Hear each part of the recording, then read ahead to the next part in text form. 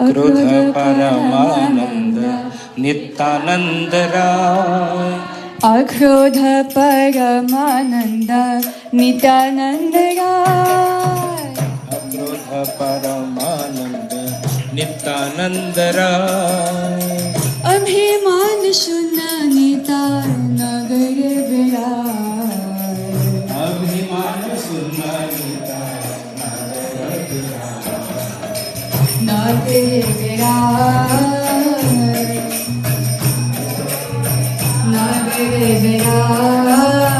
नगर विराय। अभिमान शून्य निताय नगर विराय।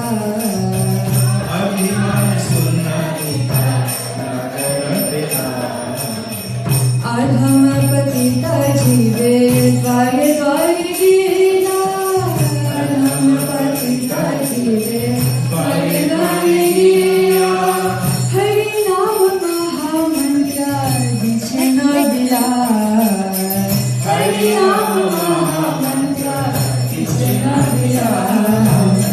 जाए देख कार्य गाहे दंड के न भाई।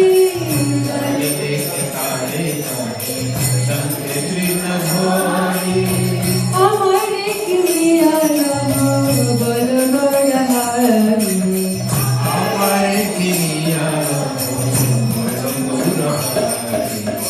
हरि हरि हरि बोले। हरि हरि हरि बोले। गौर हरि हरि बोले। हरि हरि बोले। गौर हरि हरि बोले। हरि हरि हरि हरि बोले। हरि हरि हरि बोले। गौर हरि हरि बोले। गौर हरि हरि बोले। हरि हरि हरि बोले। हरि हरि बोले। गौर हरि हरि बोले। हरि बोल हरि बोल हरि बोल हरि बोल। हरि बोल हरि बोल। एक बोल नित्यानंद घूमे गए जा।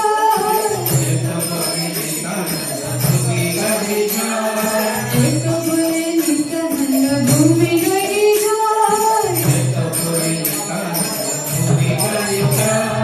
सोनार पर्वत जेनो झुलते लता। ओ झुलते लता। ओ झुलते लता। सोनार पर्वत जेनो झुलते लता।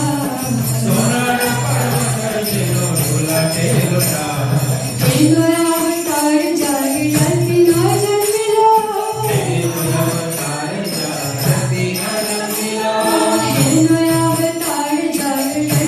जन्मिलो। मुझको से पति लोर के।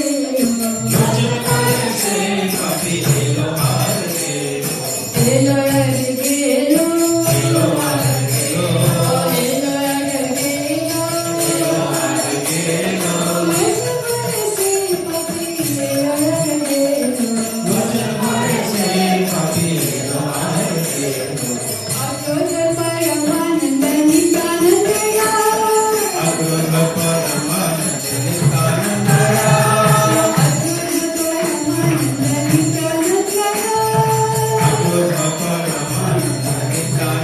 राय। अभिमान शून्य निताय नगर विराय। अभिमान शून्य निताय नगर विराय। अभिमान शून्य निताय नगर विराय।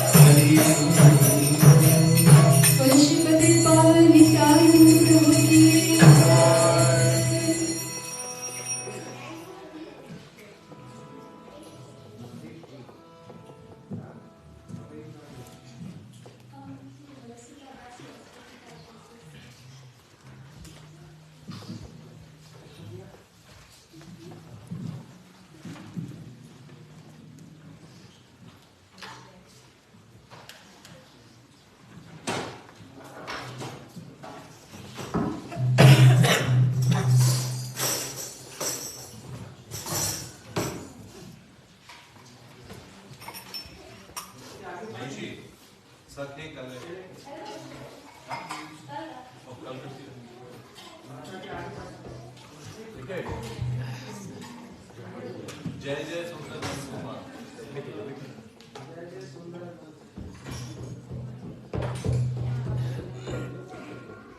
Page 344, English. Which one? Jai Jai Sundarananda Maharaj. You need a German?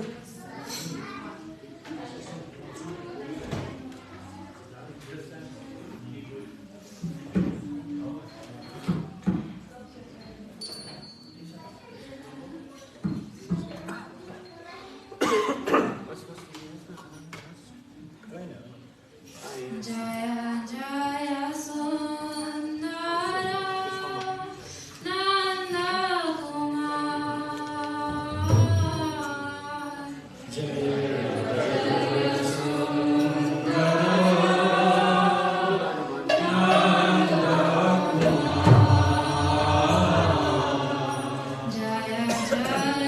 Jaya Jaya Sundara Nanda Kumar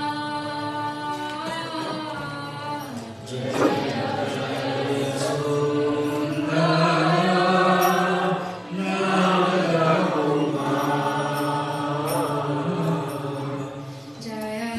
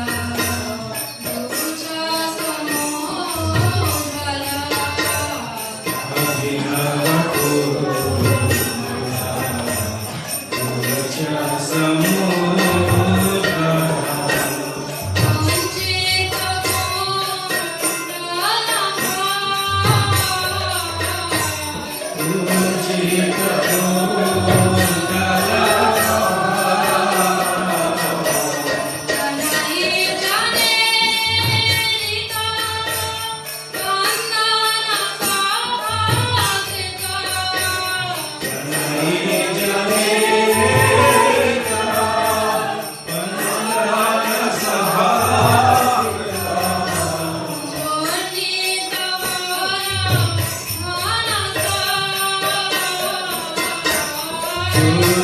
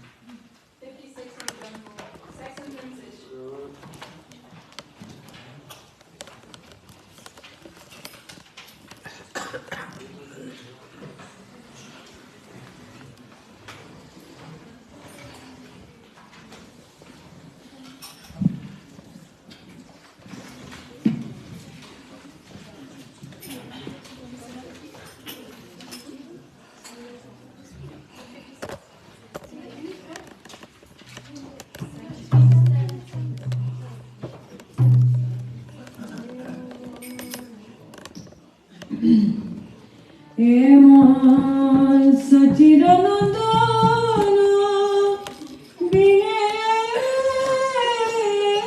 এমন সচিদানন্দন বিনে সচিরনন্দন বিনে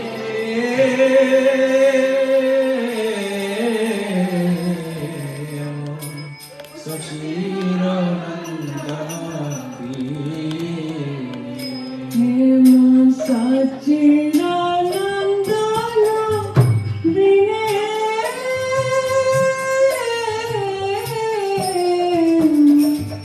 Satchidanandan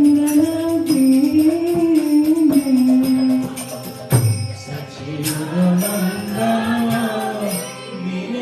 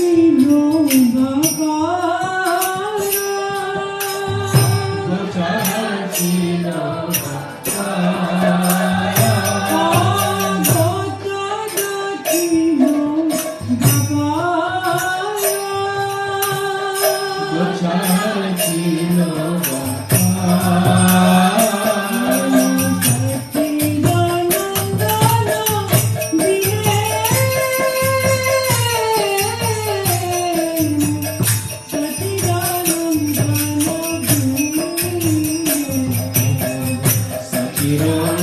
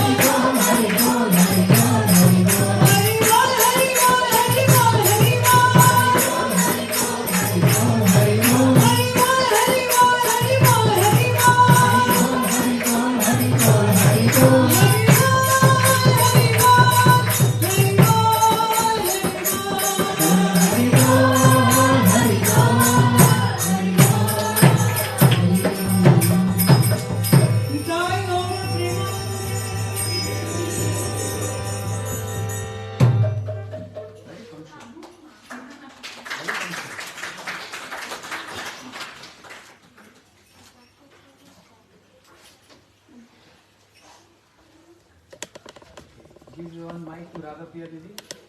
Please summarize what we heard up till now. Yes. Please come forward because mic cannot go there. Yes. Police is outside, not here. We have a police here. Ajao.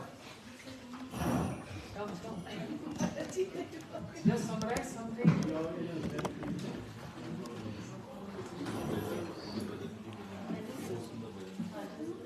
Ajao.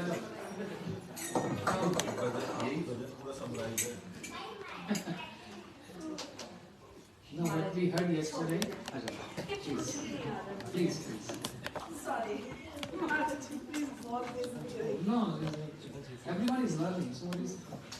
Are you all learning here?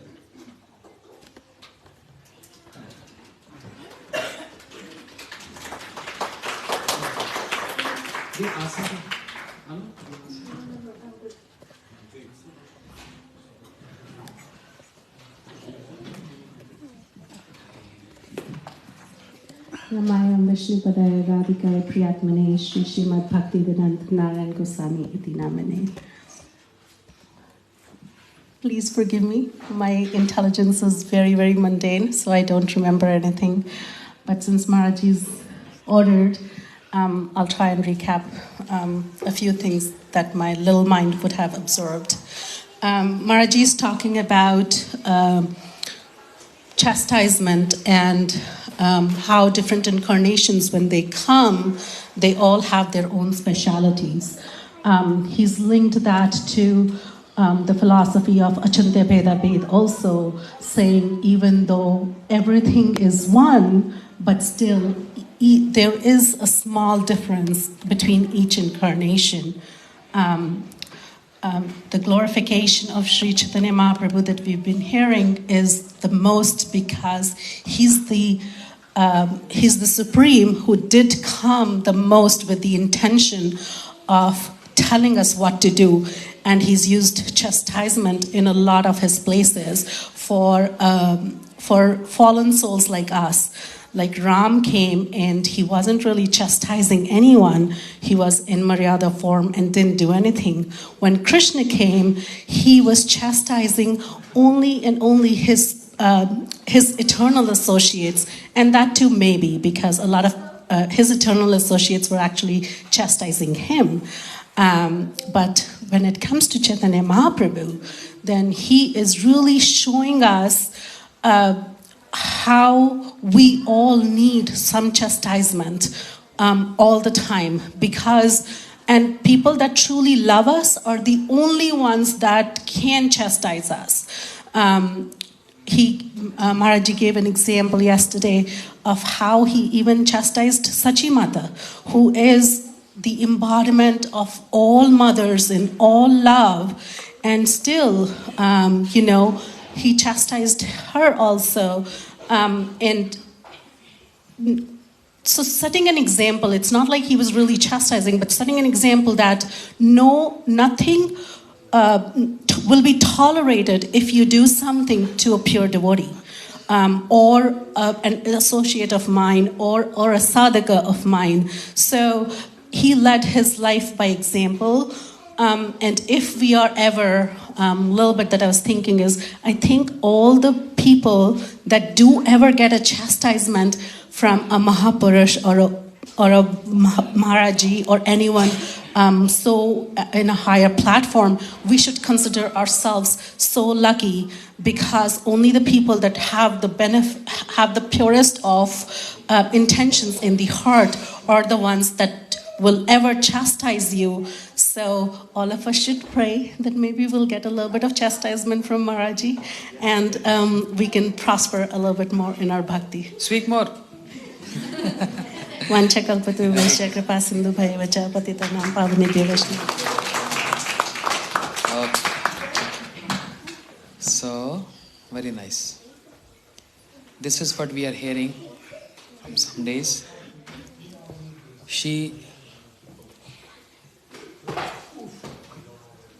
Krishna,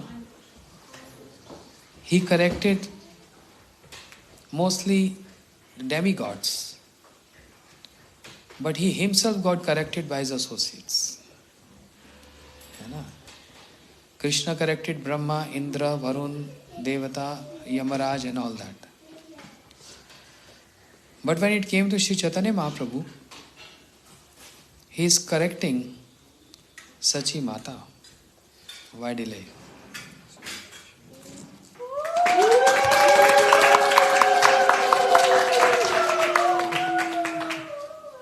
How many Bengalis are here?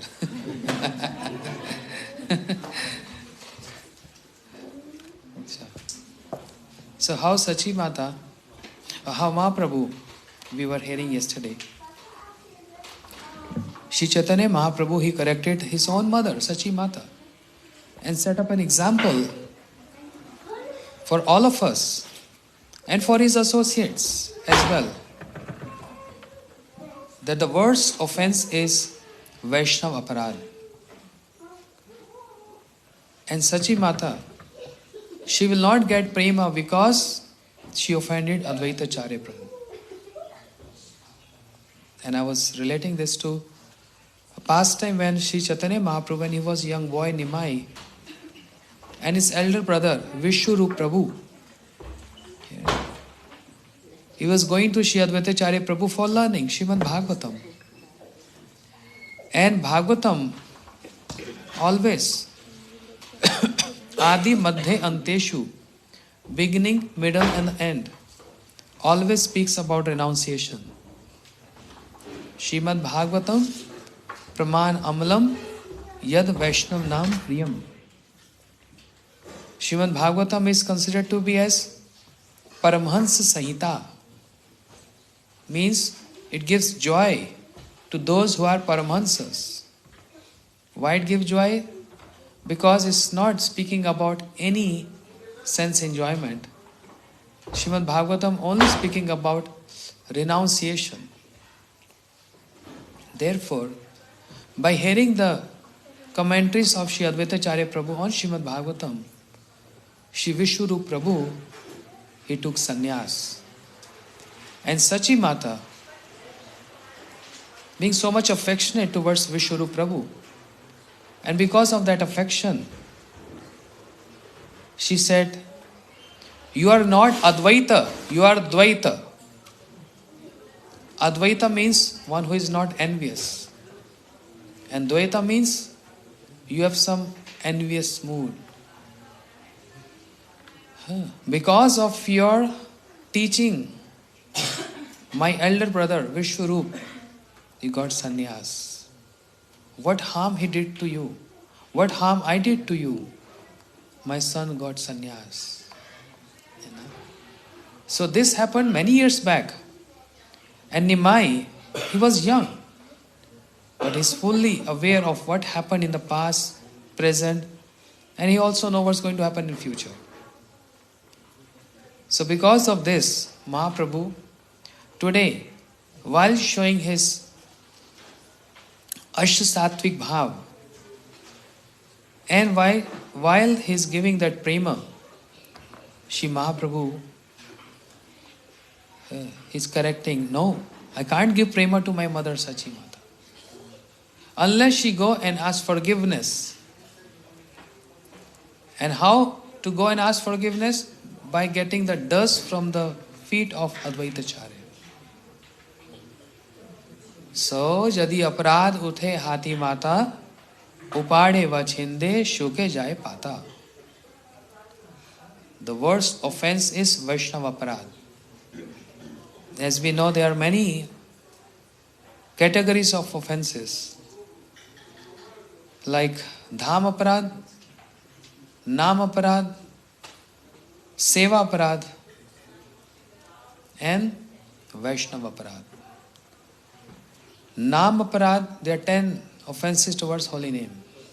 Satang Nindam, criticizing sadhus.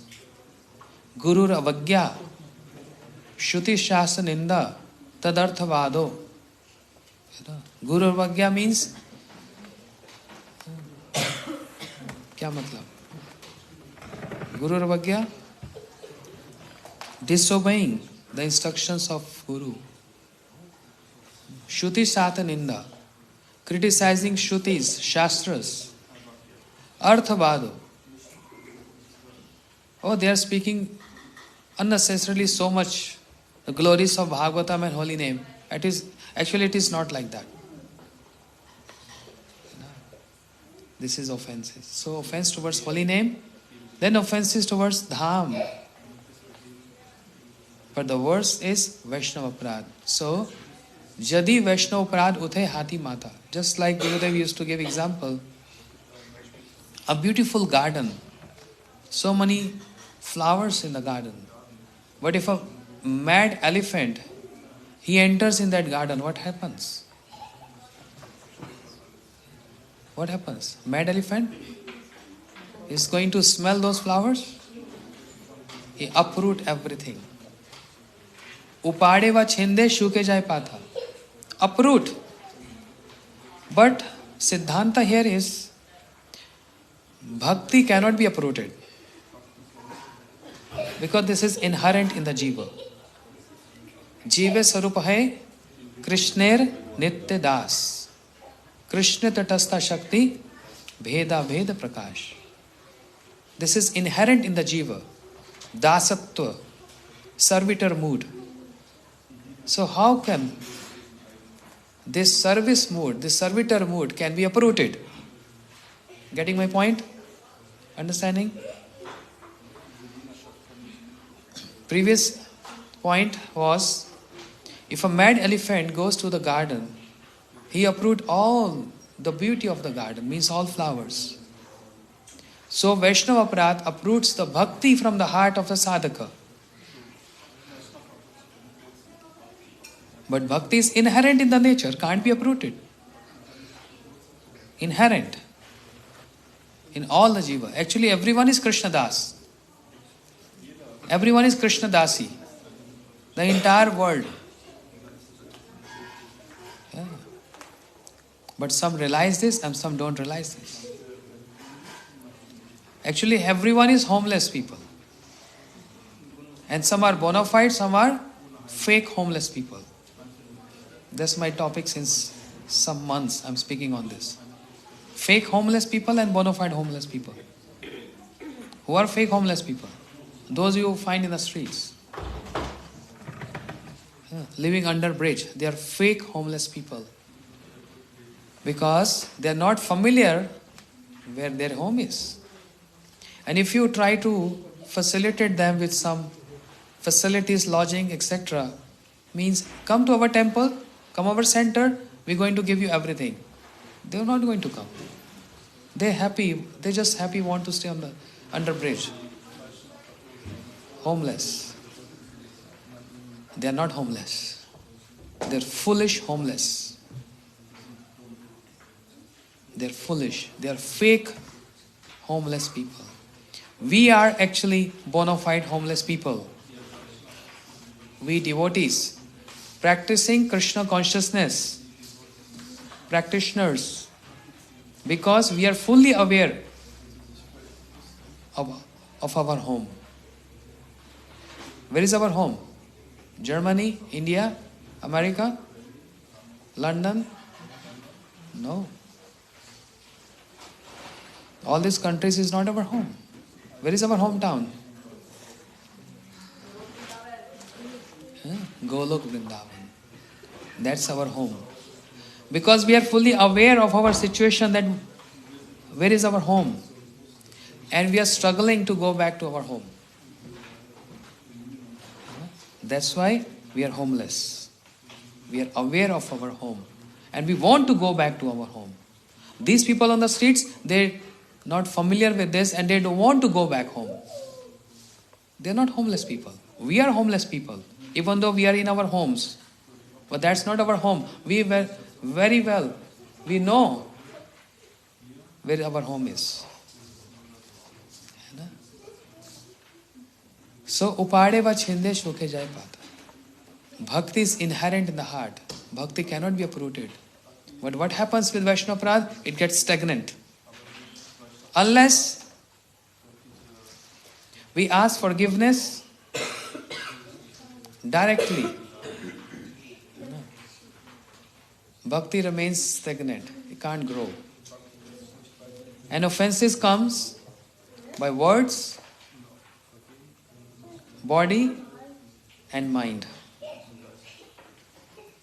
Yesterday one devotee, he said, please forgive me, I was offending you in my mind.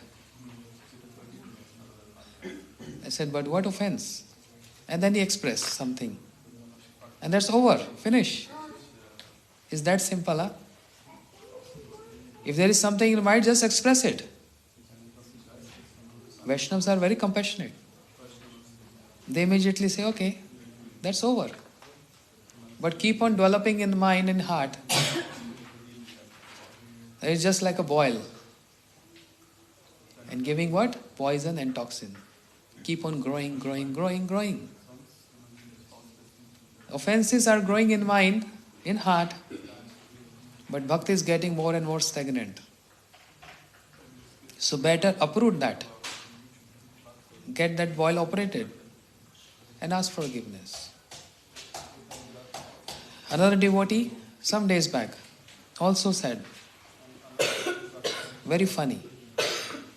I mean, if he or she is hearing this, don't mind, but I'm just sharing this. I'm not telling your name.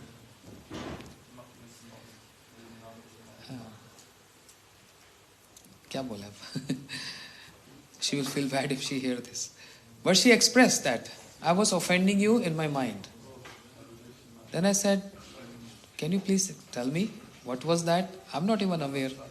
Oh, we all came in a group and you acknowledged everyone. You accepted everyone gift.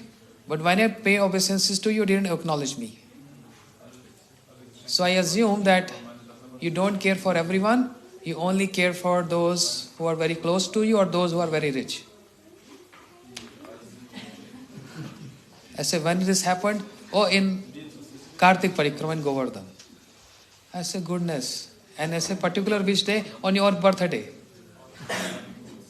I said, Mataji, there were like thousands of people there.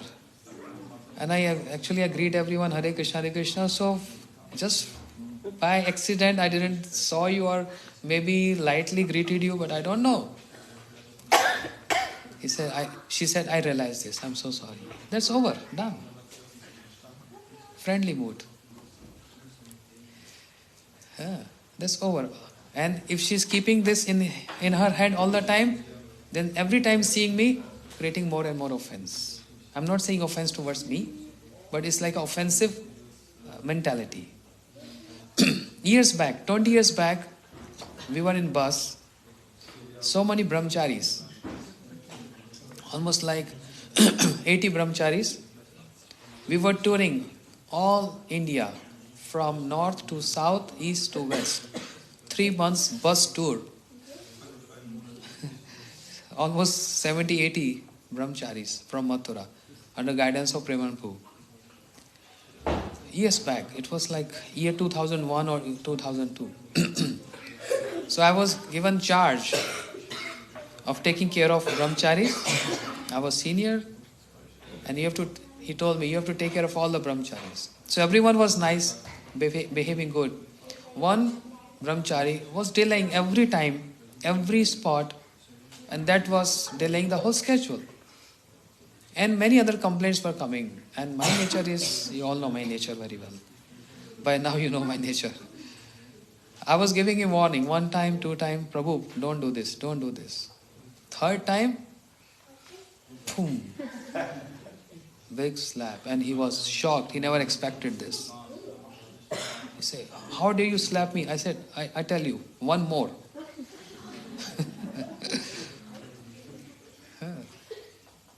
I said, I'm your elder brother. It's my right. You can't stop me. When he was in tears, I said, get in the bus.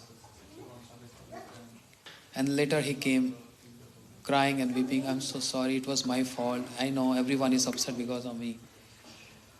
He's crying, then I just gave him a very warm hug. And he started crying more. When someone is crying and you show more love and affection, the person starts crying more. I said, now you're my friend. Now you're a very close friend. So you have to help me and support me in taking care of all the brahmacharis. I put you in charge of this. Just small little stories. But the point is, don't keep anything in your head. There's already so much there. Don't keep these toxins and just say it. And by words, criticizing some Vaishnava or Vaishnavi, or with body, any offense. So bhakti gets stagnant there, but cannot be uprooted. That was one of the Gurudev's lecture in Mathura, years back. He was describing this. Upade va chinde. Upade means uproot, chinde means cutting. Just like there's some cutting on the creepers. Suke jai pata. On this point, Vaishnava Parad, my Guru Maharaj, Shri Bhakti Pramod Puri Gosai Maharaj, he made one book called Vaishnava Parad. But we gave the title Vaishnava Parad. He gave the title The Heart of Krishna. The Heart of Krishna. And he gave account of so many Vaishnava Parads. It happened in the history. Just like Garuda, Sobri Rishi, who was performing austerities in Jamuna, in Vrindavan. He offended Garuda. Garuda was coming in Jamuna and catching some fish. Those who are sinful and was troubling other fish. Garuda was catching, because of his nature as a bird, he was catching those fish. And Sobri Rishi saw this, he cursed Garuda. You can't come here. I curse you. Because of this curse, the consequence was Kalia came there. Serpent Kalia. Before Kalia would have not come in Jamuna. Can't come. But because now Garuda is forbidden, he can't come in Jamuna, Kalia came there. And more trouble to all Brajvasis. So offense of Sobri Rishi towards Garuda, who is the carrier of Bhagwan, the servant of Bhagwan. And because of that, what happened? Once upon a time in water, he saw male and female fish meeting together. And a desire arose in his heart, I also want to get married. He came out of water and he came to King Mandhata, who had 50 daughters. Sobri Rishi, very skinny. Because he was in water for so many years doing austerities, he came out skinny. Like an old man. And he told King, you have 50 daughters. I want to marry one. And King is thinking, what shall I do now? If I say no, Rishi can curse me. I should do something else. He said, okay, oh Rishi, I can call my 50 daughters. Any of them likes you, you can take her and get married. Sobri Rishi understood very well. Oh, you're trying to test my beauty. I'll show you then. I know why you're saying this. You're seeing that I'm old. And Sobri Rishi, he took a dip in water and he came out, teenager, young, handsome boy. He applied all his austerities in to become very beautiful and handsome. When he came to king again, Mandhata, he said, call your 50 daughters. 50 daughters came and they were blushing.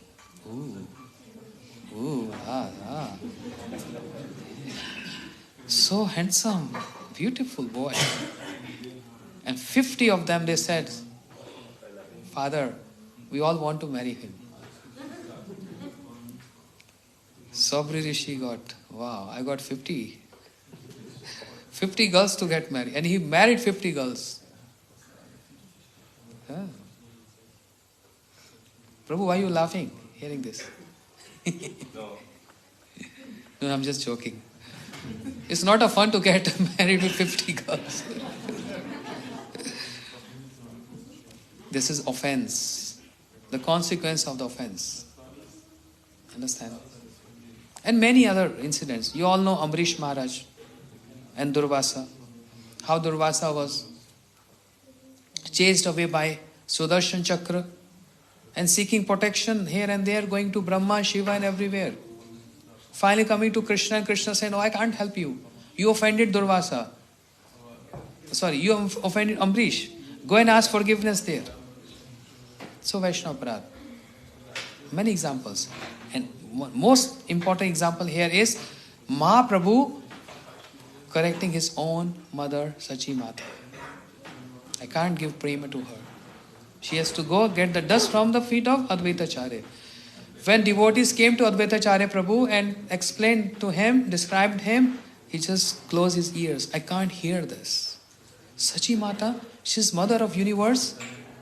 I can't even hear this. It's offensive to hear. She going to take dust off my feet? No.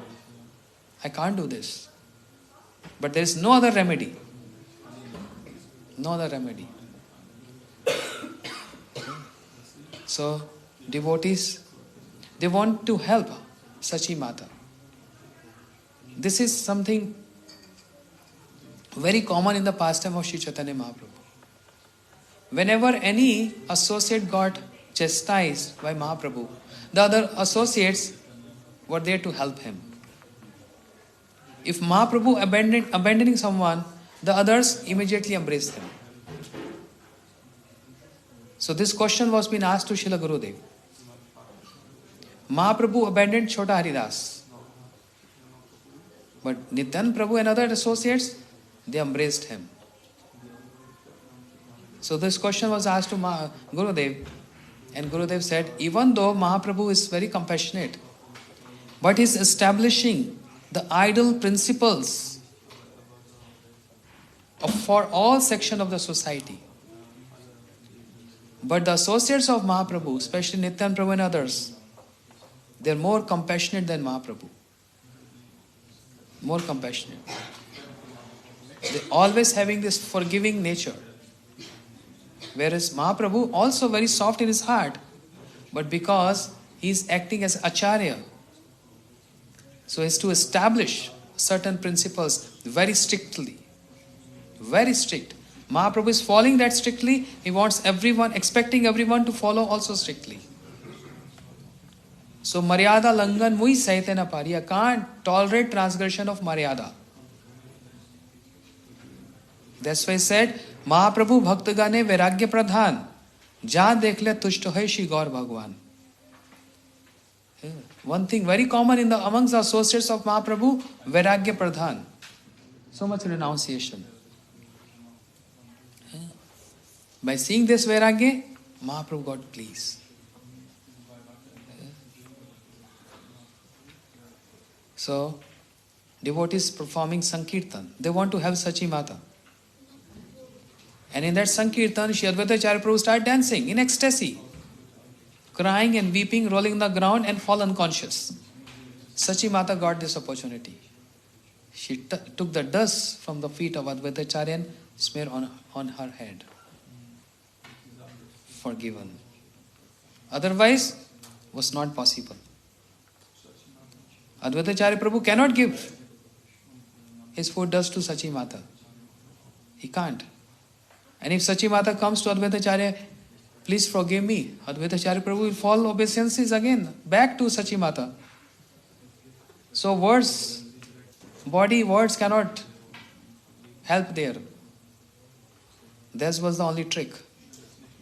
And with this trick, the offense got forgiven. How Mahaprabhu is showing this, establishing this. So, is correcting and chastisement beneficial, or it looks unpolite or rude on the part of Mahaprabhu? Answer. Beneficial? Essential. Is essential. Right. If Mahaprabhu is not correcting and is keeping quiet, that means offense are not forgiven. A beautiful pastime. Shri Chaitanya Mahaprabhu showed in this. है ना? Where he kept quiet and he don't want to forgive anyone. Imagine. Mahaprabhu can forgive Jagai Madai, sinners. What can be more big sin than hitting on the forehead of Nityanand Prabhu? Imagine Nityanand Prabhu. No one can even show finger to Lakshman and to Balram Prabhu. No one can dare even say Lakshman or Baldev. Balram Prabhu will finish immediately there. Very angry. But Lakshman and Balram Prabhu came as Nityanand Prabhu. Very soft. Akarodh Paramanand Nityanand Rai. Abhiman Shunya Nitai Nagar Bedai. Nityanand Prabhu has no anger at all. You know? And what Jagai Madai did? They hit on the forehead of Nityanand Prabhu. Blood came from the forehead of Nityanand Prabhu, let's say Balaram or Lakshman. Anyone who just even attempt to do this can't be forgiven. But here Nityanand Prabhu is asking forgiveness to Shri Chaitanya Mahaprabhu on the part of Jagai Madai. Understand? But there's very important pastime where Mahaprabhu didn't want you to forgive. He can forgive sins, but he can't forgive what? He can forgive Vaishnava Aparadh. It happened in Sachi Mata case. There was one very soft heart, polite Brahmin in South India. Very clean. Very polite. Simple, innocent. He said, Mahaprabhu, I used to offend, criticize a Vaishnava. Now I realize I was doing this. What is my remedy? Mahaprabhu smiled. You are so innocent. Because the way he is expressing, Mahaprabhu, I know I used to criticize that Vaishnava so much. That was my offense. What is my remedy? Mahaprabhu said, you criticize that Vaishnava with your tongue, start glorifying with your tongue. Start glorifying him now. That's the only remedy. That's simple. You know? Srila Bhakti Vigyan Bharati Goswami Maharaj, we have some books in the back. If you can take those books. There's so many stories there. The stories from Srila Prabhupada's associates. Once upon a time, so I'm not relating the names, I forgot the names. One devotee, he came to ask forgiveness to whom he was criticizing, and the Vaishnava, the devotee to whom he was criticizing, he already passed away. He left this world. Now he's feeling repentance in his heart. I used to offend him, criticize him so much, but now he already left this world. What to do? And because of that, he was suffering some physical health issues. So much. When he asked, what is my remedy? You know what he said to him? Go to the same cremation where he got cremated. But that Vaishnava was cremated years back. It doesn't matter. Go to that cremation ground where he got cremated, pay obeisances to that ground, and there you ask forgiveness from him. Because he departed this world from that spot. So he is not present, but the spot is present. And go and pay obeisances to that dust, pay obeisances to that ground, and ask forgiveness from there. And he did that. Exactly, he did that. When he asked forgiveness, within few days, he was out of that disease. A true story. Srila Bharati Goswami Maharaj is writing in his book there. You know, that severe is Vaishnava Aparadh. But one pastime specifically, I'm coming to that, where Mahaprabhu is not forgiving. Which pastime is that? Rasundari? No. When he was invited and then someone criticized him, you eating so much. I want to know the name, that's why I'm saying.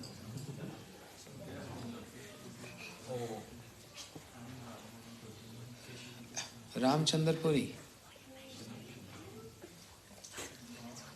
Two disciples serving Madhavendra Puripad.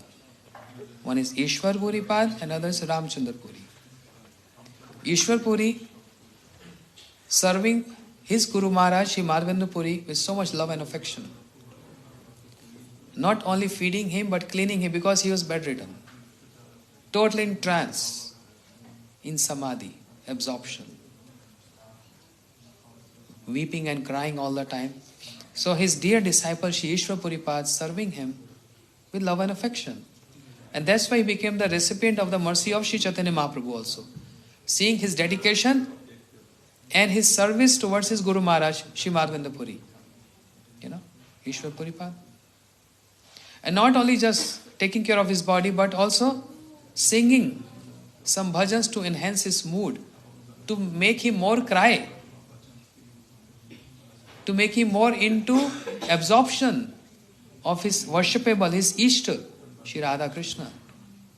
Getting my point? Understanding? Understanding? Krishna Priya?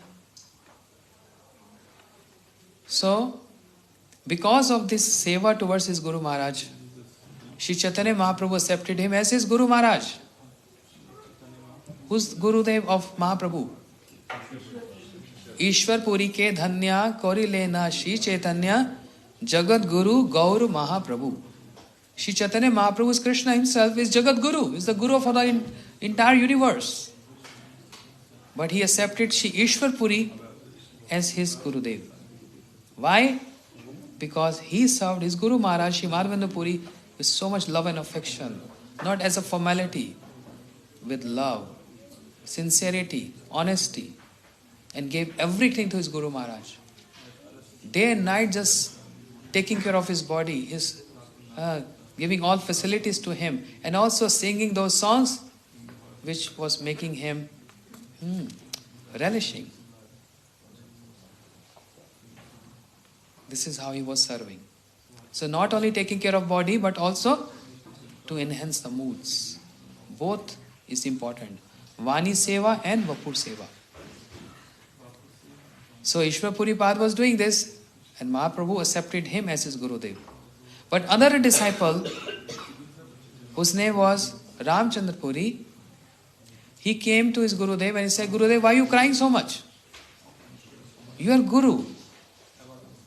Guru is not supposed to cry.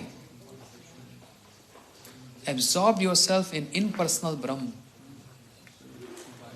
and you'll drive so much happiness and pleasure in that. So disciple is teaching his Guru. That's called transgression of Maryada. Understand? Suppose if Gurudev is uttering a verse, just let's say Sarva Dharman Parityajya, and he forgets. What is next? What is next? Gurudev, what kind of Guru you are? You don't know the verse? Or if Gurudev saying Sarva Dharman Parityajya, Manmana Bhav Mad Bhakto. Gurudev, you don't know how to recite this verse? You're mixing up everything. What is this? Crossing Maryada. Understand? Sometime Gurudev is in Bahira Dasha, sometime Antaranga Dasha. External, conscious, and sometimes is internal absorption. So, these things doesn't matter if his utterance or he's forgetting a verse or not forgetting verse. That doesn't matter. A disciple has to be very careful dealing with Guru. Very careful. Vandamui savadhana mati. Worship him, serve him with utmost attention and care. Ramchandra Puri is teaching his Gurudev.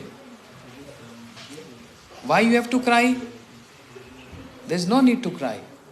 And what Mahaprabhu, sorry, what Madhavendra Puri was crying for? Ay deen dyard nath he mathura nath kadav lokashe. Then Hide tabalok katram dait bhramati kim karom meham.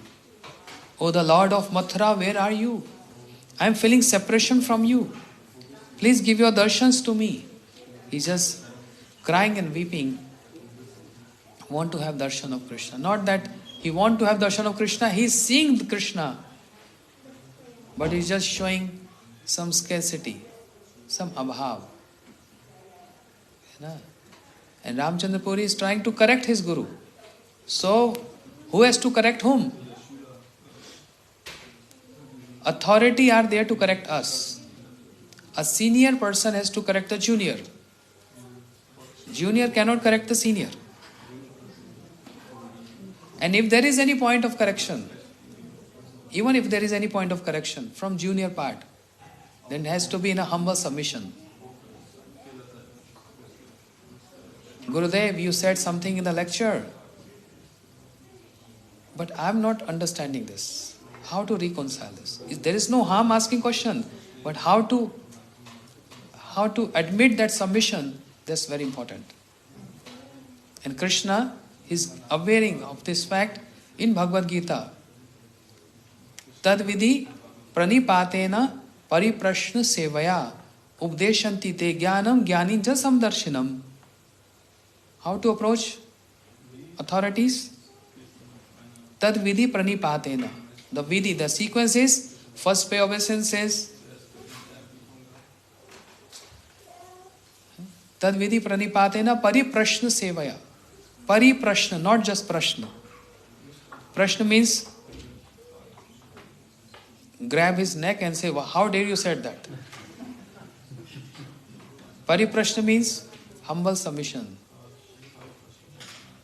Gurudev, I'm not understanding this. It's difficult for me to reconcile this.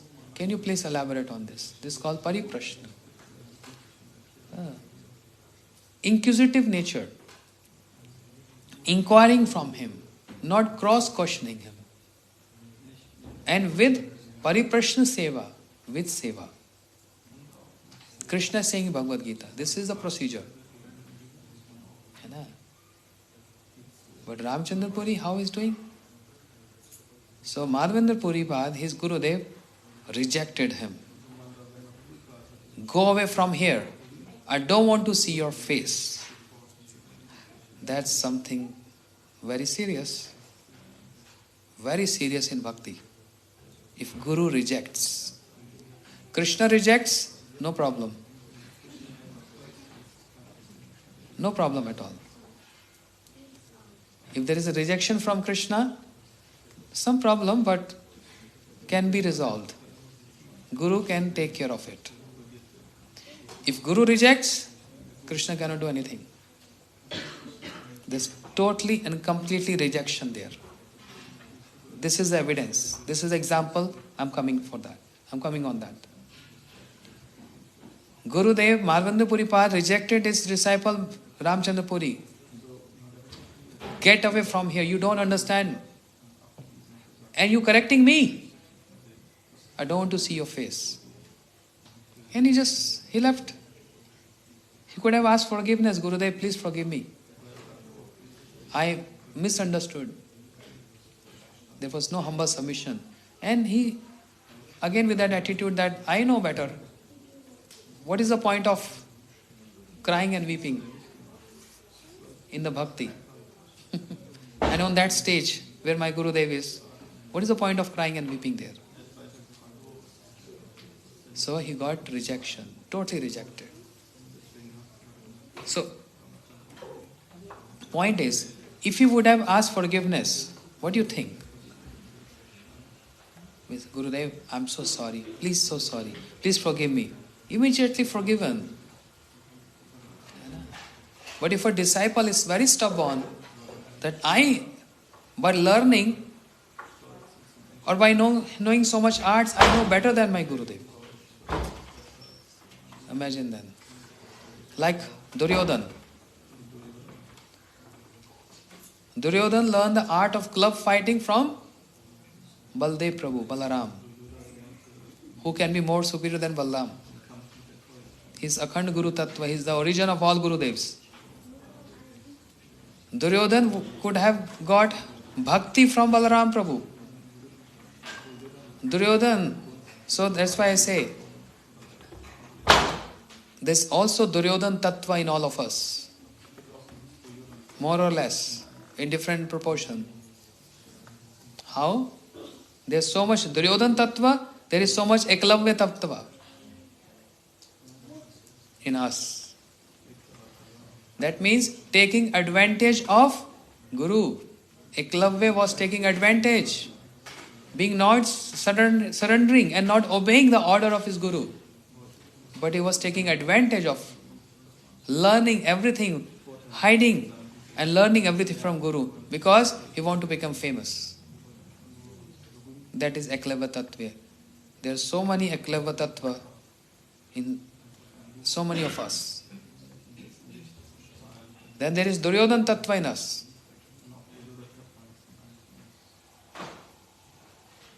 So much stupid.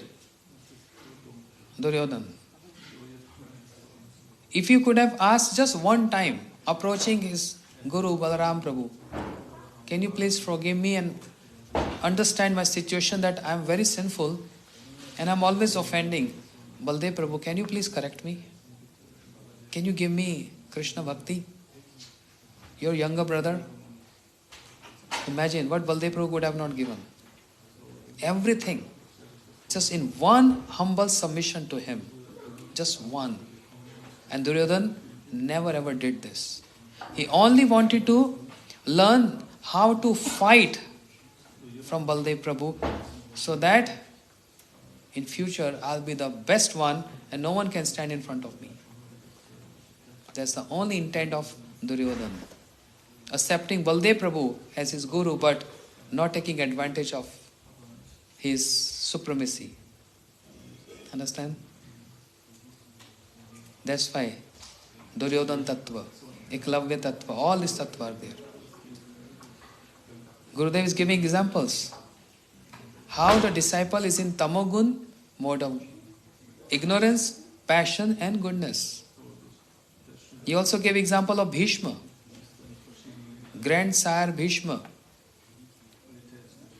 His disciple of, Bhishma disciple of Parshuram. Parshuram asked him, which section of the society you belong to? Are you Brahmin, Kshatriya, Vaishya or Shudra? What he said? I am Brahmin. And Parshuram taught him everything. And once upon a time when there was a point of testing, Parshuram came and he slept on the lap of Karna. Karna, not Bhishma. Karna. And the scorpio came and started sucking the blood. But Karna was tolerating this pain. Because he has Kshatriya blood. And Parshuram woke up and he said, what is that? A scorpio is biting you. You tolerating so much? You told lies to me. You can't be Brahmin. Brahmin cannot tolerate this much. Only Kshatriya can tolerate this much by symptoms. Immediately scanned. You are Kshatriya. Karna, you are Kshatriya. So much Karna Tattva is also present in us. Lies. And Bhishma also. Bhishma, he kidnapped Ambika, Ambalika and Amba. 3 girls. Big story in Mahabharata. Not going to that story. But they said, because you took us from our father kingdom, you have to marry us. Bhishma said, no, I took this vow of brahmacharya. I can't marry. Then the Ambika Ambalika, they approached to his Guru Parshuram, also Parshuram. Please teach your disciple. He is doing wrong. He is the one who brought us. And there is no one to marry us now. He has to get married with us. Bhishma said, no, I can't do this. Parshuram said, then I'm going to fight with you. Bhishma stood in battlefield to fight with his own guru, Parshuram. He learned everything from Parshuram, but is not obeying the order of his guru for many reasons.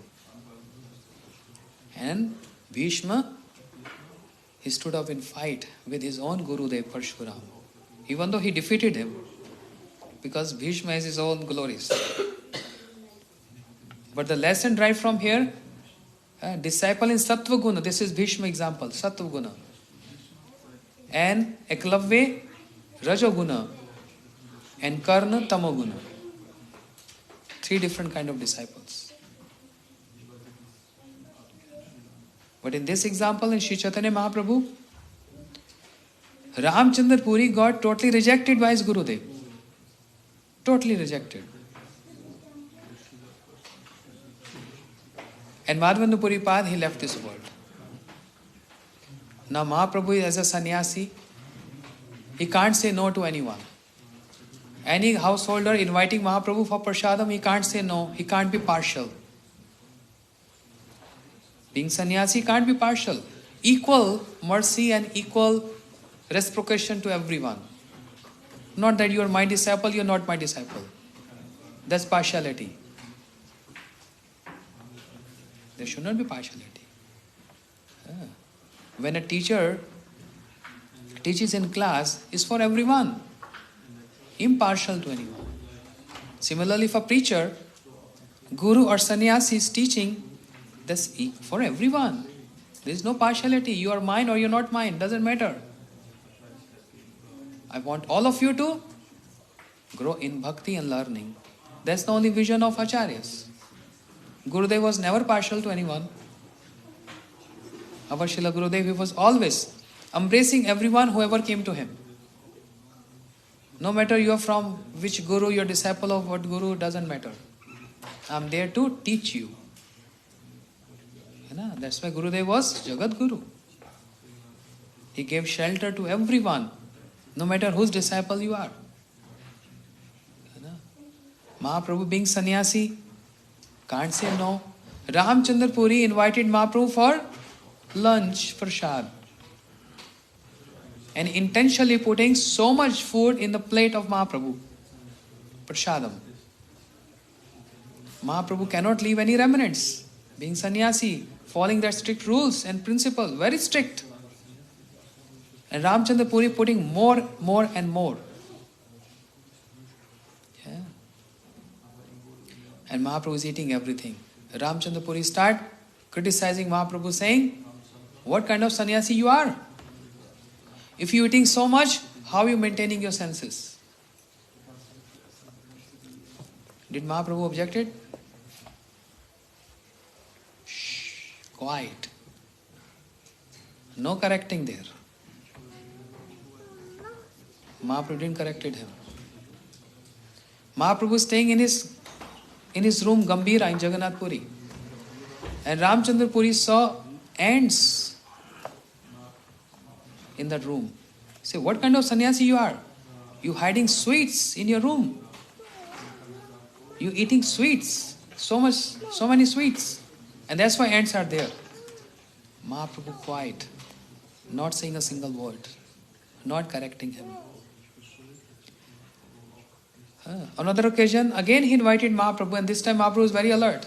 I'm not going to eat much. Otherwise he's going to criticize me. So he's just accepting little portion. Okay, just give me little. But again Ramchandra Puri criticizing Mahaprabhu. This is dry renunciation.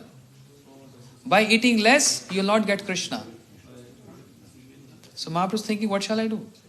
If I'm eating more, then he's criticizing me. If I'm eating less, then he's criticizing me. But never ever Mahaprabhu opened his mouth to correct him. This is called complete rejection. If even one time Mahaprabhu would have corrected him, chastised him, immediately his offenses would have been forgiven. Immediately.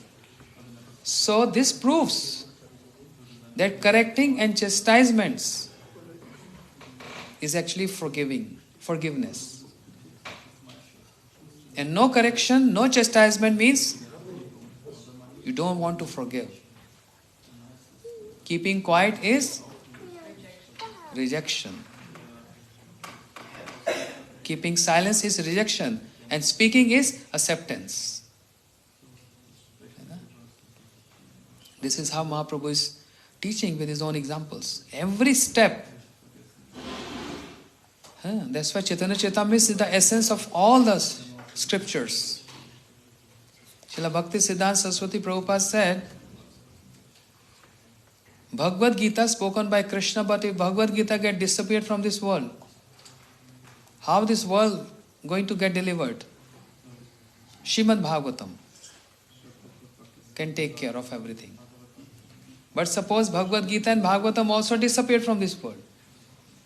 Then, he said Chaitanya Charitamrita. If Chaitanya Charitamrita is there is no need of any other scripture. There is the essence of everything. The teachings of Mahaprabhu, each and every step, every pastime, so many teachings, correcting, chastisements. Because he wants us to get forgiven from our sins and offenses. Mahaprabhu is speaking with his own actions. Action speaks better than? So his actions are speaking. Another example.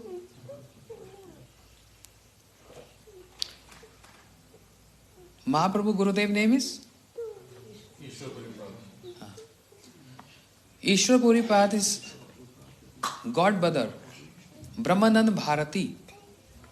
He came to Jagannath Puri while traveling different places of pastimes, holy places. He came to Jagannath Puri. Who came? What is his name? Brahmanand Bharati. And who is he? God Brother of Ishwar Puri. And Mahaprabhu is, in that sense, who is a disciple. Understand? If you don't understand this, then we're not going to understand the complete pastime. Brahmanand Bharati came in Jagannath Puri, the news spread everywhere. Mahaprabhu was so glad, delighted to hear this. Oh, Brahmanand Bharati, sannyasi. My Gurudev's God Brother has come. But he saw Brahmanand Bharati was wearing deer skin instead of wearing sannyasi clothes. Because he's traveling so many holy places, wearing deer skin. So Mahaprabhu is just right in front of Brahmanand Bharati. And he said, where is he? Where is Brahmanand Bharati?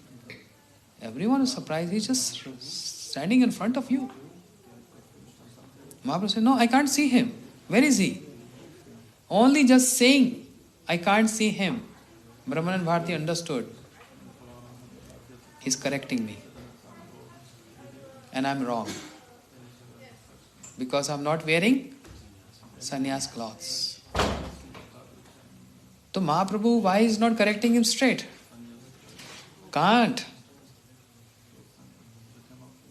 Why not? Why can't? Because of Maryada, etiquette. His Gurudev's God Brother. He can't just correct him like an ordinary person. Therefore, indirectly is correcting. Oh, I don't see him. I don't see him. And Brahmanand Bharati understood. He went room and he changed his clothes, his outfit. He came out as sannyasi, wearing sannyasi outfit. Mahaprabhu saw him, paid obeisances to him. Jaya Brahmanand Bharati ki jaya. Immediately Mahaprabhu paid obeisances to him. He said, oh, now I can see him. Before he was not seeing him. That was correcting his Gurudev's godbrother who was not in proper outfit. Correcting him. But can't use his words because of Maryada is there. You know? This is another correcting of Mahaprabhu. Then Mukunda in Navdeep Leela. Mahaprabhu on the bank of Ganga teaching to his students. Padwa. Students. Grammar. Sanskrit. Mahaprabhu is very expert and fluent. But moment he came back from Gaya, got initiation from Ishwar Puri, Mahaprabhu became totally bhavuk, means emotional. Crying and weeping day and night, just Krishna, Krishna. Every grammar, every alphabet, explanation of every grammar and alphabet is Krishna for Mahaprabhu now. Totally transition. Before he was showing his attitude, no one know more than me. You know, this is grammar, this is Sanskrit, this is Chanda, this is the meters, how to recite verses, everything. But his father, Shri Jagannath Mishra, he disappeared from this world and Mahaprabhu went to Gaya. And there he saw Ishwar Puri and he got initiation from him. After initiation, Mahaprabhu totally changed.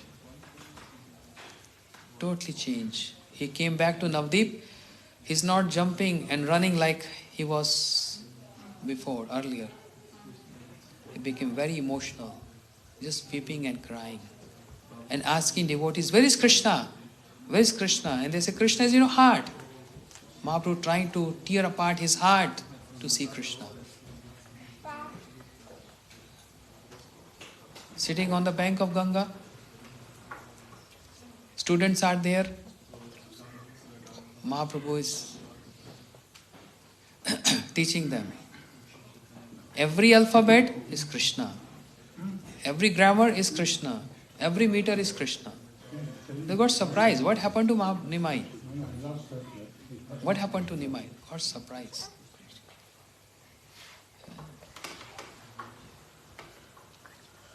And there, once in the evening, Mukunda Prabhu came there without applying tilak on his forehead. Vishnu tilak. Mahaprabhu corrected Mukunda, saying, Mukunda, your sandhya has become vandya. Vandya matlab? Not fruitful, useless. Your sandhya means you're chanting mantras has no meaning, no fruitful, no use, because you're not applied tilak. He's so particular. So that's the lesson for everyone, to his associates and for us as sadhakas. He's so particular about even applying tilak, while if we want the fruits of our chanting of the mantras. I may say, but it doesn't matter. Applying tilak or not applying tilak. Focus on the mantra. If that's the case, why Mahaprabhu himself is correcting his own associate, Shri Mukunda Prabhu, for this? Your sandhya has become vandya. So he's correcting Mukund for tilak, his Gurudev godbrother Brahmanand Bharati for his outfits. Yeah. Because when we travel Western world, some devotees say, my heart is clean, I have emotions, I do chanting. Doesn't matter if my external appearance is devotional or not. That's the question comes up. It matters a lot.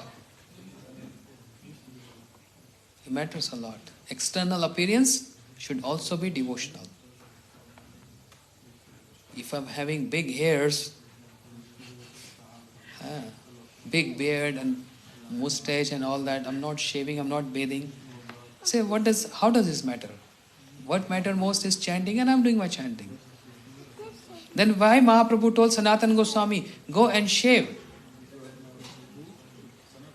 Shri Sanatana Goswami Pad, not that he was fond of keeping long hairs, but because he's traveling in forest for months and months and months to meet Shri Chaitanya Mahaprabhu without even sleeping, eating, nothing.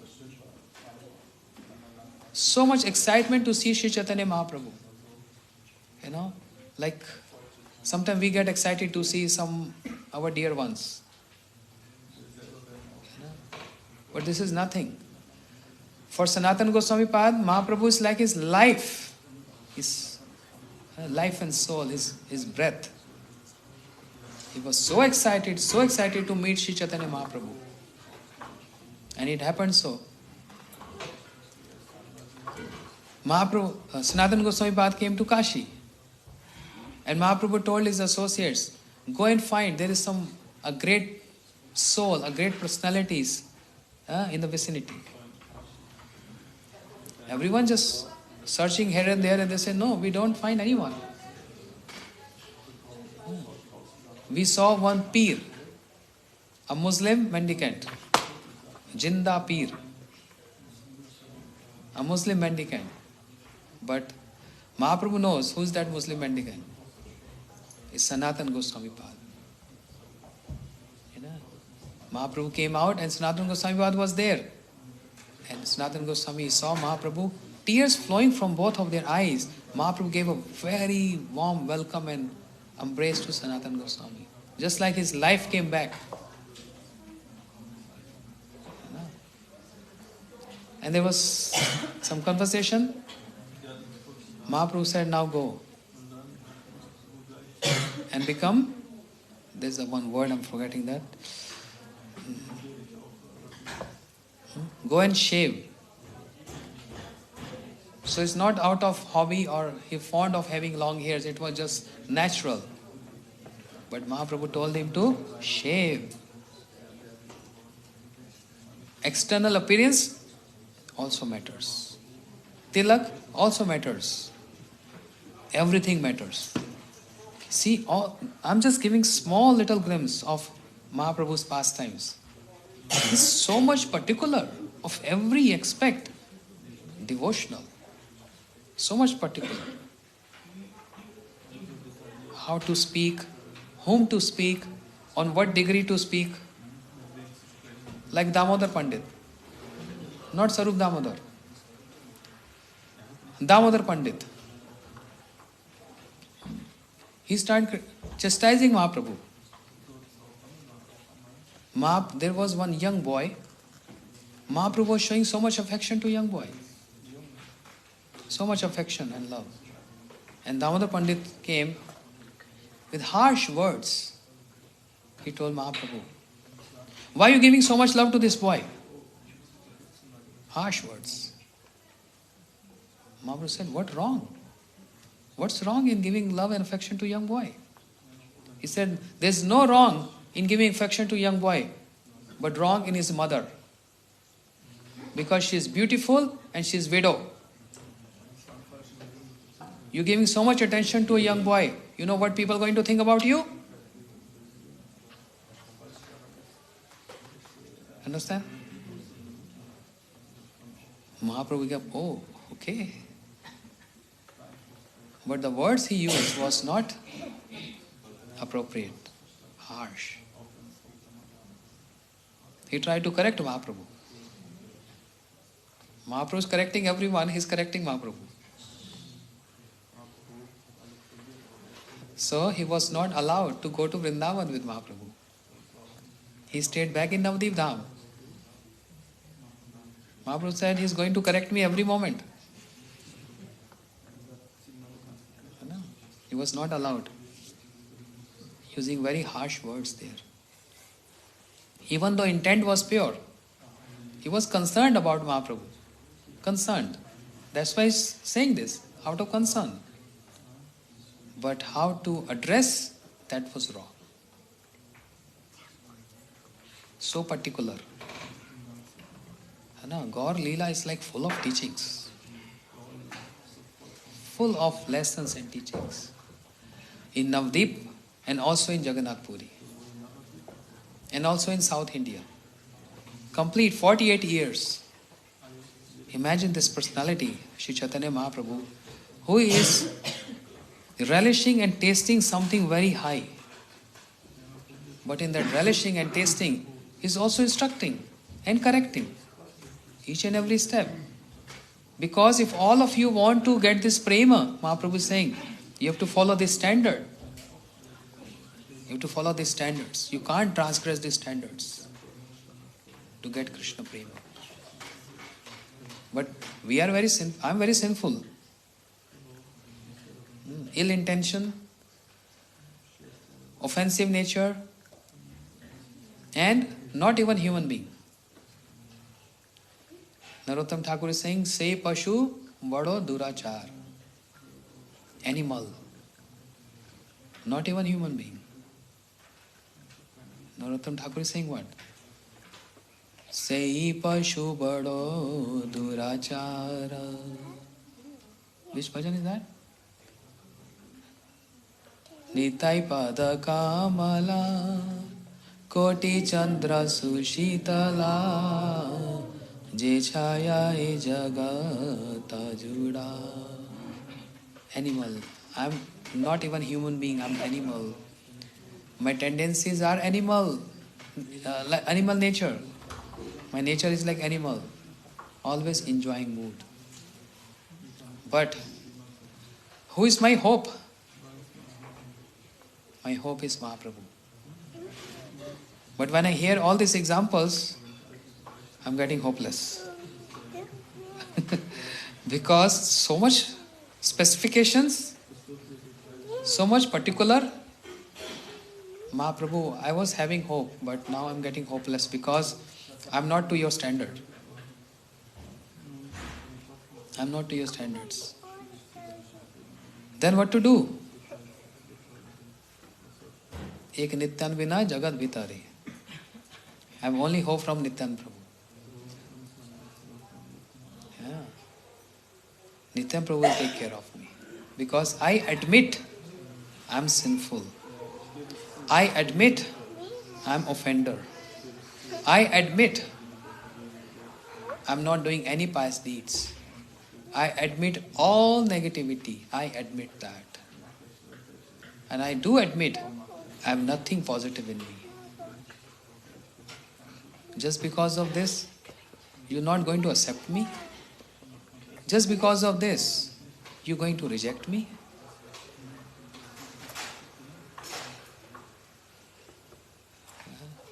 Asura sakal pailo charan vinoda thakilo boshi. Bhaktivinoda Thakur is saying, even demons, they attained you. What is my fault? I'm not a demon. I'm not troubling sadhus. Can't I get your mercy?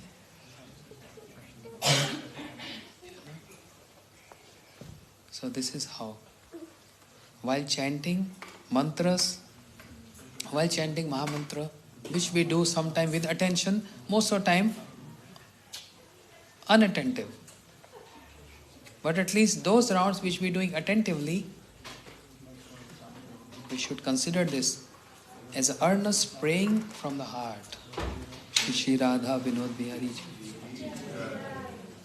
Praying from the heart. Praying to Nityanand Prabhu. Praying to Mahaprabhu. Hearing Radha Krishna pastimes is very important. But in parallel to that, hearing Mahaprabhu pastime is equally important.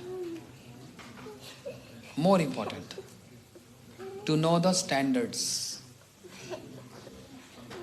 To know my etiquettes, my standards. To whom I have to speak in what proportion. Damodar Pandit chastising Mahaprabhu. But see, Mahaprabhu, he can't even speak a single word towards Brahmanand Bharati to correct him. See the difference? So much Maryada. Even though Maryada, Purushottam Ram is showing so much Maryada. But that Maryada is on a different level of Maryada. But Mahaprabhu Maryada is even on the top of Maryada Purushottam Ram. And that's why he's Prem Purushottam. That's why Sachinanda Bina, kya? What? Sachinanda Vinay. How is possible? Prem Namud Aksharam Shavan Pate Gata Kasya Namno Mahima. You know this verse? This bhajan what she was singing, this one verse by Prabodhan Sri Thakur. Prem Nam Adbhut Akshar. No, this is not bhajan. The verse. Prem Namut Aksharam Shavan Pate Gatha Kasya Namno Mahima. Whoever heard this beautiful word called Prema before Sri Chaitanya Mahaprabhu? Kasya. Who has ever heard this? No one. It's Mahaprabhu, he initiated this. It's Mahaprabhu who is giving this.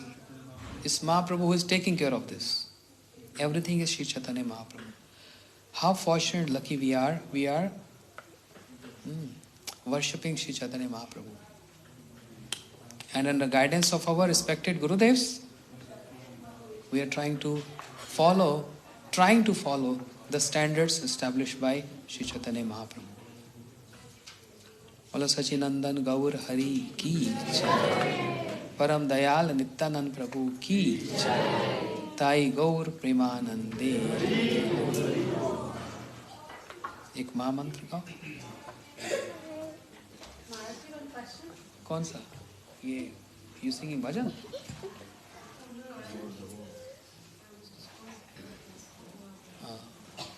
तो yes You said Ramchandra Puri, one was Ishwar Puri's, disciple that he discovered.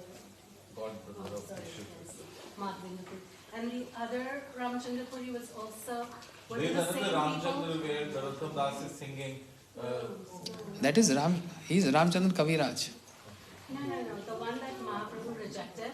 Ramchandra Puri. Same. Were the same people or two different? Same. Same. Same means? No, one was Ishwar Puri Pad's godbrother. Same. वही तो. Same. So that's in Narottam Das song Ramchandra. वो तो दूसरे. He is praying for association of Ramchandra Kaviraj. Ramchandra Sangamage Narottama Das. That's different Ramchandra. That's a contemporary of Narottam Thakur. But Ramchandra Puri is Mahaprabhu time. Sundara. Yes, Prabhu. Maharaji, could you please enlighten a little bit on Ekalavya Tattva? Eklavya Tattva? You see me, I'm Eklavya.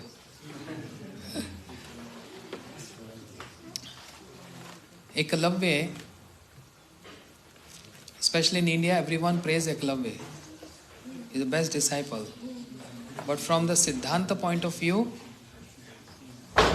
he was not even bona fide disciple. He was cheater. Ekalavya approached his Gurudev, Dronacharya. Not Gurudev, but Dronacharya. I want to learn all these arts which you're teaching to Pandavas. So Dronacharya, he immediately scanned him. Because you can very easily understand the intent of a person who is approaching you for learning. Why you want to learn?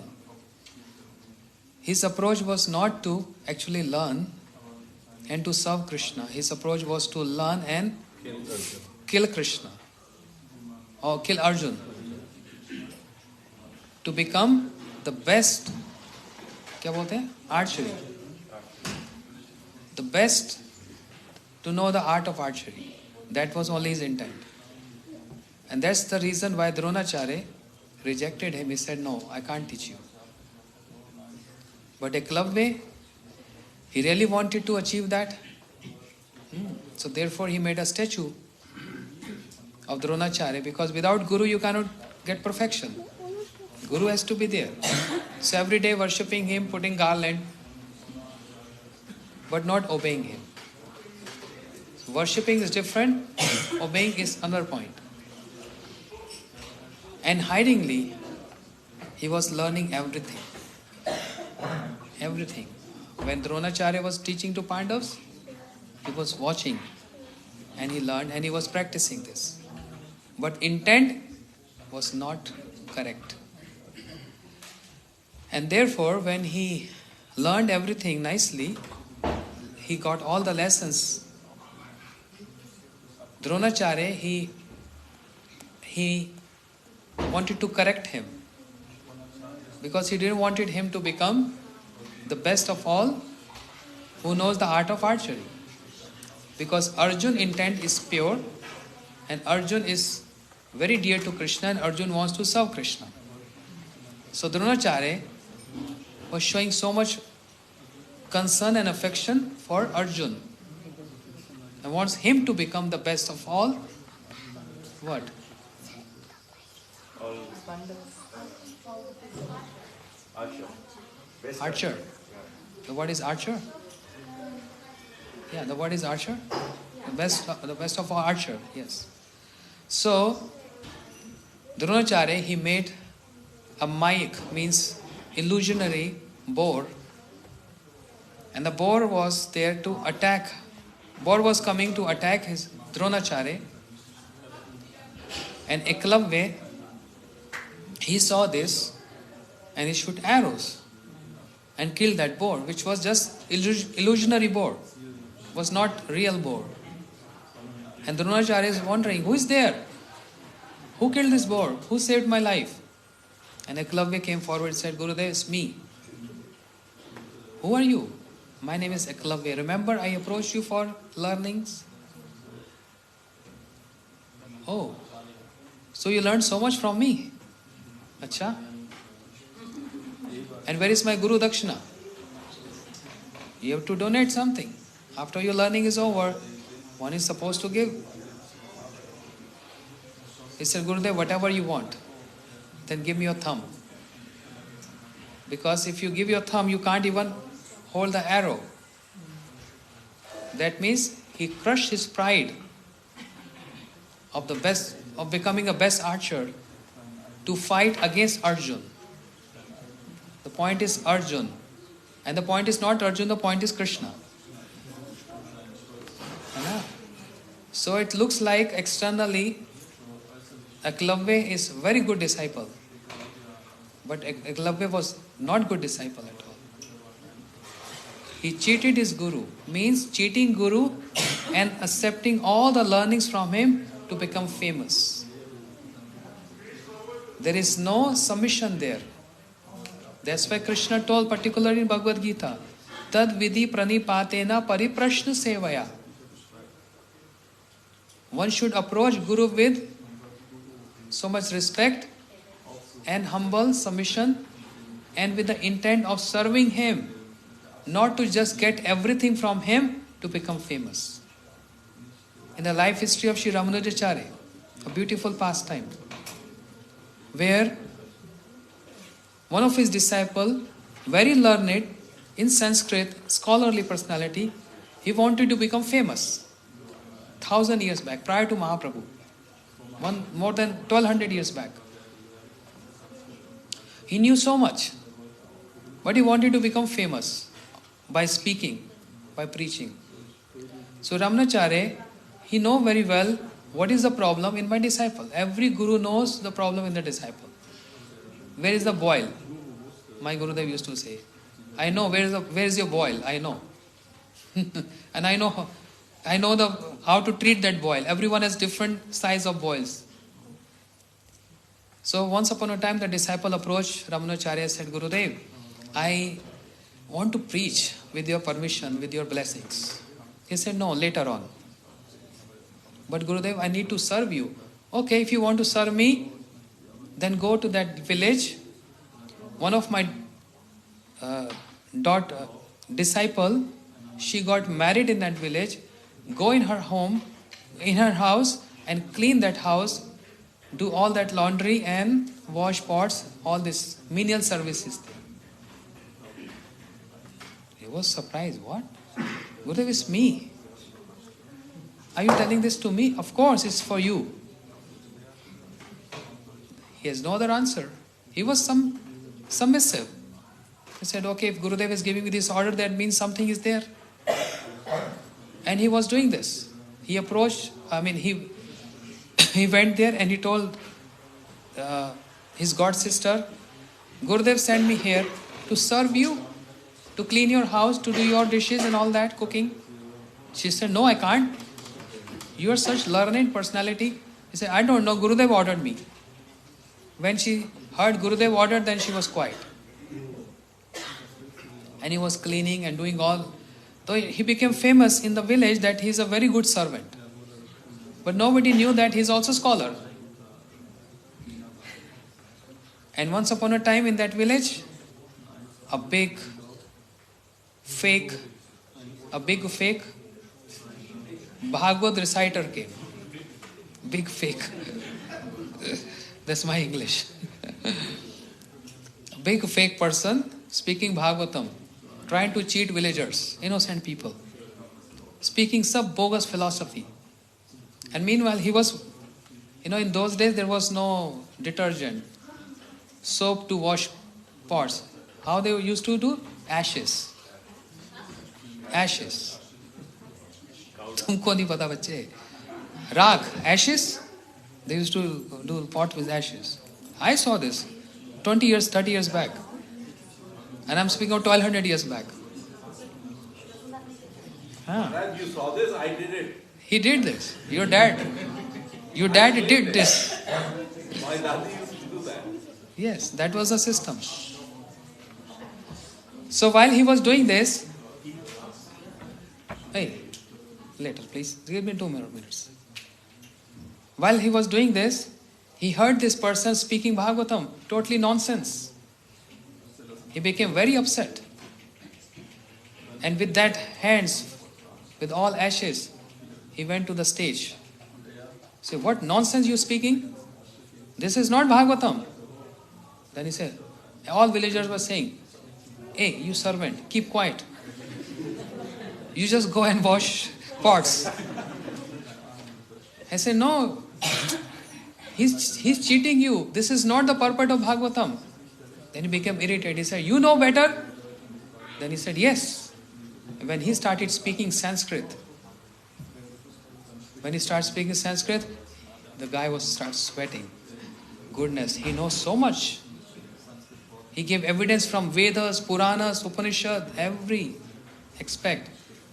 And villagers were so shocked. We thought he's only just a menial servant. But he's like a scholar. And the person who was speaking Hari Katha, he left that place because villagers going to beat him now. He ran away from there.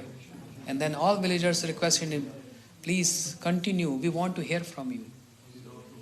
So he was also doing household activities and also speaking Hari Katha. And the way he was speaking, everyone was so captivated. They inviting their friends from other villages.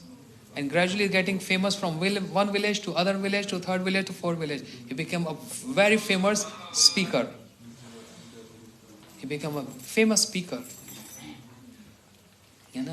Everyone started adoring him, praising him,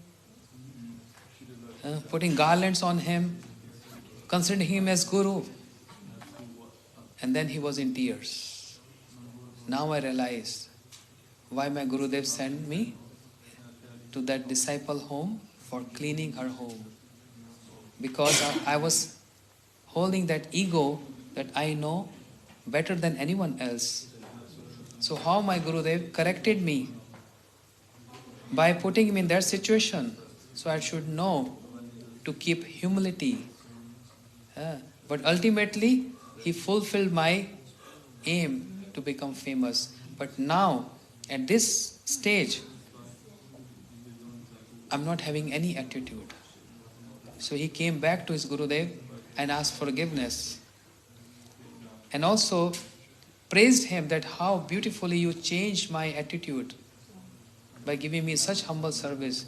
So even though I'm preaching now, I'm speaking, but I have no ego that I know so much. I believe everything is taught by you. Everything what I know is by your grace. Guru Kripa hi Kevalam. It's not by my own efforts and my learning. But if you would have not corrected me doing this, there was certainly fall from my bhakti. So this should be the mood, the attitude of a disciple. Everything with permission and grant of Shri Guru for seva. But Ekalavya, he was trying to cheat.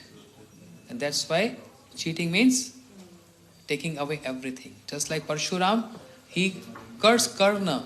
When you need, when you will be getting, when you will be in the necessity of using those weapons, it's not going to help you. So he got deprived of using those weapons, Karna, because he tried to cheat his guru. Same is with Ekalavya. Chalo, Hare Krishna. Gaur Premanande. We're going to hear more in the evening.